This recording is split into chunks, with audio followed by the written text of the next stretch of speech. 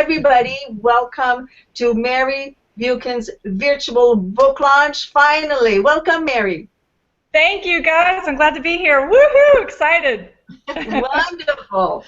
So what I want to say is today we have a whole list of wonderful guests, and we're going to have our first interview, of course, with Mary Buchan, which is our guest of honor. And then our second interview will be around 10:45, and I'll tell you in a little bit who that is. But first, what I would like to do is I would like to show you Mary's book. Here it is. It's called Over It. Okay? So, Mary, your book called Over It, the subtitle is called How to Live Above Your Circumstances and Beyond Yourself. What can you tell us a little bit about your book? How did you come about to write this book, and whom is this book dedicated to? Okay, I came to write the book because back when I was in my 20s, I knew I had a book in me, but I just didn't know what it was. And I had a lot of struggles. Came from a somewhat challenging childhood. My mother was very mentally ill, and so I had a little more of a trouble with resilience than maybe the average person who didn't have that thing to deal with. That was my it. And so I worked on getting over it into my 40s, and that's when I decided to write the book because I felt like I had gotten a lot of healing, and I had overcome a lot of the things that had me stuck, a lot of it's in my life. And so then I began writing, and it was very therapeutic, it was very healing, and I wanted to write also to have a legacy for my children so that they would not have to deal with the issues that I dealt with in such a, it wouldn't have to be as hard for them to get over it as it was for me. And that is basically how I wrote the book, and the book is dedicated to my children. Okay, now how long did it take you to write the book? It took me 10 years, simply because I was raising children. I have 3 kids. I was working full-time. So in between the cracks of my life, I made the time to write the book because it was very, very important to me. Yeah.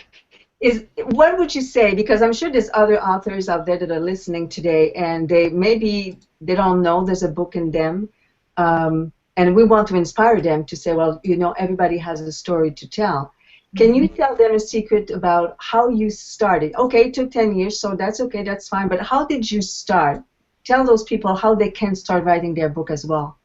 Okay, I really believe everyone has a book in them because everyone has their own unique story, and that will resonate with people, the people that they're supposed to speak with. So basically, just get started. Just think back about things that you remember that were memorable to you from childhood, from young adulthood in your life, things that just really stood out to you and really resonated with your heart, and just begin to describe it and write it. It doesn't have to be perfect. Just get started. That's what I would tell them to do.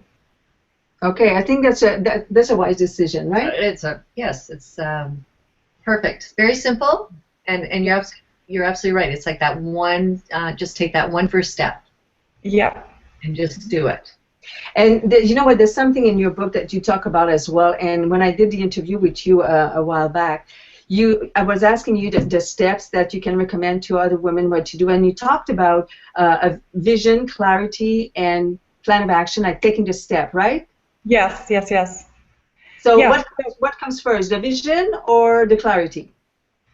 Well, you might not have the clarity, okay, so you have to take the time to paint a picture, just like if you're painting or writing a song, or you have an idea of the end in mind, but you need to take time to dig down deep and get clear on what the destination is, and then from there you set your goals.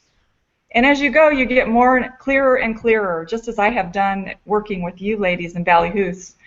In the beginning, I wasn't real clear about my brand and how I was going to market this book, and then with each step, it got clearer and clearer with exercises and digging down deep and asking hard questions and journaling and doing all the homework you gave me. So, it's interesting what you're talking about is, getting clear, and also about the branding of your book and all that. Today we have lots of guests, and there's a lady that is going to be coming I think she's going to be our first guest, and she's actually going to be talking about authenticity in marketing. And are you talking about Terry Whitaker? yeah, I'm talking about Terry Whitaker. So if you're all listening over here, make sure you're here for 10:45, because Terry will be talking about, how I think she was working in the corporate world before, and then how she started to really create the authenticity in marketing. And why she invited to talk at your book launch is because I know, Mary, that for you, authenticity is number one. Talk to us about authenticity a little bit. Well, it's basically being who you really are and not feeling like you have to keep your mask on. It's taking the mask off and just being the beautiful you and showing up in the world as that person. I've read something somewhere, the brain loves real. So we would rather have a live performance than someone singing karaoke or to a background track. Well, the both of them may be enjoyable, but it'll really hit your heart when it's real. And I've never heard of authenticity in marketing. I don't know if a lot of people think those two go together. They think they have to present, they have to have all the flashes and bells and whistles. And I just think it's wonderful that we can be who we are, congruent with who we are. And show up that way. Say that again, please. Be congruent, like in line with who we are, and show up in the world that way, not have to hide. Now, would you agree with me? How come they don't switch the camera over here? Because you have her frozen. Sorry. So we're going to good. This is live, so technology, we're going to have to deal with that. They did that on purpose. No. So, Mary, would you agree with me if I say when you're not your authentic self, you're really stealing from people because you're not offering your real self. So they think they know somebody, but really it's not you that you're offering as a gift to them. Would you agree with me? I do. It's such a gift when you offer your authentic self, because there's such beauty inside of each of us. And don't you think it's easier to be authentic? Oh, yes. It's draining when you're trying to keep that mask on. And Exactly. Yeah. Mary, it's not easy, though, all the time. Mary, yes. You are an author, you're a writer, of course, but I'd like to tell the audience everything else that you do, because I think you have amazing stuff that you do. First of all, you're a mother, and we're gonna hear today, we're gonna have a nice video, a pre-recorded video with your two daughters, Abby and Molly, which is gonna be great. So wait till you meet those girls there. They really like you. They really bubbly, and I love them.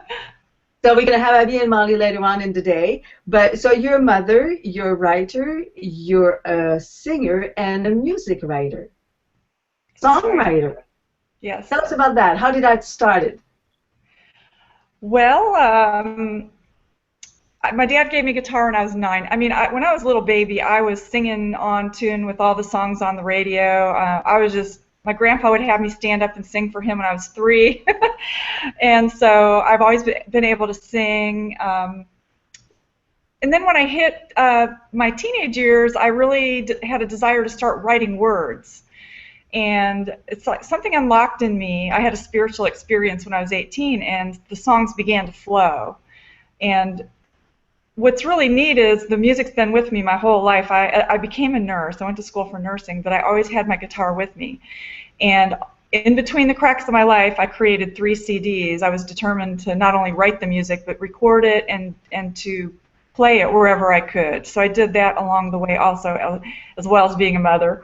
But what I realized is I really love words, and so that's why I then transitioned into writing a book. And I do still do music. I played guitar and sang and wrote for several years, but now I'm doing jazz also, and I'm really enjoying that. That's fun.